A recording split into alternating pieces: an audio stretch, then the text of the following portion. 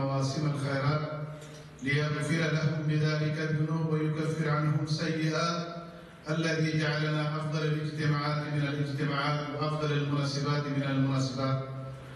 وأشهد أن لا إله إلا الله وحده لا شريك له وأشهد أن محمدا عبده ورسوله أفضل المخلوقات وعلى آله وأصحابه ومن تبعهم بإحسان إلى يوم الدين. أما بعد, বাংলাদেশ খেলাফত মজলিস কর্তৃক আয়োজিত আজকের উলামা মাশায়েখ সম্মেলনের শ্রদ্ধেয়ভাজন সভাপতি, আজকের প্রধান অতিথি, বাংলাদেশের সিংহ পুরুষ আলেম উলামাদের সরকার হযরত আল্লামা প্রিন্সিপাল হাবিবুর রহমান সাহেব দামাত বরকাতুহু, আমাদের ব্রিটেনের শীর্ষস্থানীয় উলামায়ে কেরাম আমাদের আন্তর্জাতিক রাহবার হযরত মাওলানা শেখ আসগর হোসেন সাহেব, হযরত মাওলানা হাফিজ শামসুল হক সাহেব, হযরত মাওলানা জমশেদ আলী সাহেব সহ আমাদের বার্মিংহাম থেকে আমাদের মুরব্বী হযরত মাওলানা আব্দুল আজিজ সাহেব দামাত বরকাতুহু সহ অন্যান্য হযরত উলামায়ে কেরাম, মাশায়েখ ইজলাম, সম্মানিত সুধীমণ্ডলী, আসসালামু আলাইকুম ওয়া রাহমাতুল্লাহি ওয়া বারাকাতুহু। আসলে আজকের যে সম্মেলন অত্যন্ত গুরুত্বপূর্ণ সম্মেলন। আপনারা যে কাজটি করেছেন অত্যন্ত, যে সবার পক্ষ থেকে আমাদের উচিত ছিল যখন বাংলাদেশে গত 17ই অক্টোবর সোমবার উলামা মাশায়েখ সম্মেলন হয়েছিল, বাংলাদেশে বৃষ্টি হলে আমরা ব্রিটেনে ছাতা ধরি। আপনারা জানেন 2001 সালের কথা, যখন বাংলাদেশে গণহারে ওলামাদেরকে গ্রেফতার করা হয়েছিল, তখনই এই ব্রিটেনের বুকে আজকের মুহতারাম প্রধান অতিথির নেতৃত্বে বাংলাদেশের ওলামায়ে কেরাম গর্জে উঠেছিল এবং ফতোয়া বিরোধী আইন সহ সমস্ত আইনের বিরুদ্ধে আমরাই সর্বপ্রথম মাওলানা হাবিবুর রহমান সাহেবের নেতৃত্বে আমরা দণ্ডায়মান হয়েছিলাম। কিন্তু আজকের পরিতাপের বিষয়, আজকে দেশের এই ভয়াবহ অবস্থা, যে শিক্ষানীতি নিয়ে আলোচনা করা হচ্ছে, তারা শিক্ষানীতি অলরেডি বাস্তবায়ন করে ফেলছে। আমাদের কোমলমতি শিশুদেরকে আল্লাহ এবং আল্লাহ রাসূলের সুশিক্ষাকে বাদ দিয়ে তারা হিন্দু আদিত্য ব্রাহ্মণবাদিত্য শিক্ষা আপনার আমার 16 কোটি মানুষের বুকে চেপে দিয়েছে।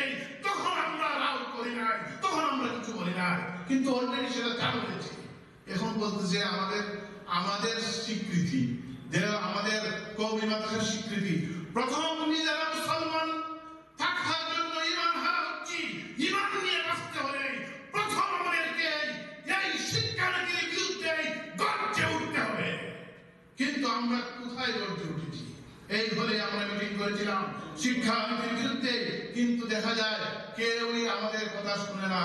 কুদরতি শিক্ষানীতি, আজকে অসাংস্কৃতিক শিক্ষানীতি 16 কোটি মুসলমানের উপরে চেপে দেওয়া হচ্ছে। আমরা আজকে কোথায় আছি? এখন আমাদেরকে যে মূলা দেখায় ঝুলাইতেছে, আলেমদেরকে মূলা ঝুলাইতেছে। আমার এই স্মরণ ইয়াদ হচ্ছে, যখন 4 দলীয় সরকার ক্ষমতায়, তখন ওলামাদেরকে দাওয়াত করা হয়েছিল সেই প্রধানমন্ত্রীর কার্যালয়ে, সেই মিটিং এ আমিও ছিলাম, কিন্তু দেখা যায় এরপরে আর কোনো স্বীকৃতি নাই।